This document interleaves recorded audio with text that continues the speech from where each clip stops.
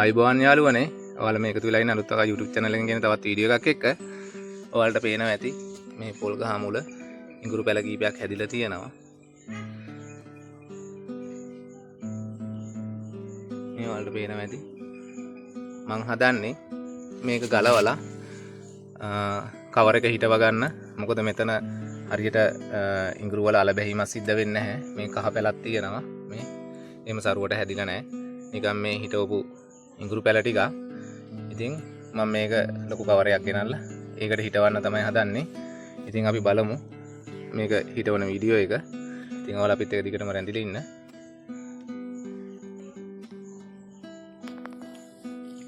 අපි මේ ඉඟුරු පැලේ අලයට හානියක් වෙන්නේ නැති වෙන්න යටින්ම ගලවලා ගන්න ඕන.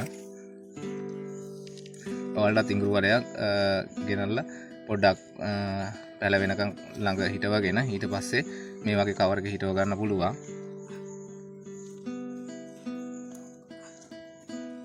ඔයාලා ගලවද්දි ටිකක් යටින්ම ගලවන්න. මොකද මේක දැන් මුල් අල්ලලා තියෙන්නේ.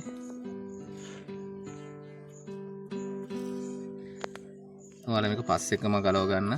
එතකොට අපිට හිටෙව්වහම සාර්ථකව මේක පැල කරගන්න පුළුවන්. අපි මේ කොම්පෝස්ට් පොහොර පස් ටිකක් අරන් තියෙන්නේ. ඔයාලා ඉඟුරු පැල හිටවද්දි ලොකුවට කොහොබත් එහෙම දාන්න අවශ්‍ය නැහැ.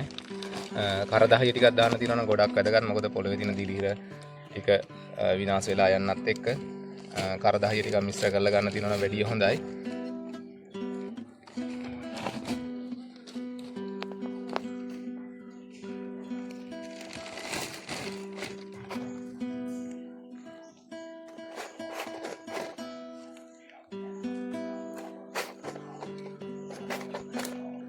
ඔයාලා මේ ආකාරයට කවරේ පුරව ගන්න. පුරවගෙන ඊට පස්සේ අපි මේ ඉඟුරු පැලේ හිටවමු. ඉඟුරු වලට හොඳට අවුව ඕන. ඒක නිසා හොඳට ඉර එළිය තියෙන තැනක තමයි තියන්න ඕන. මේක ටිකක් මූල පද්ධතිය වර්ධනය වුණාට පස්සේ අපි හොඳට අවුව තියෙන ස්ථානයක මේක තියමු. මේ වගේ හිටවගෙන ඇත්තටම ගෙදරට අවශ්‍ය අහදිසියකට ඉඟුරු පැලයක් ගෙදරට අවශ්‍ය දෙයක් මේ විදිහට හදලා තියාගන්න. මම මේ channel එකෙන් දිගට මේ වගේ වීඩියෝ ගේන්නේ ඔයාලව දිරිමත් කරන්න, Tamanට අවශ්‍ය දේ තමන්ම ගෙදර හදාගන්න.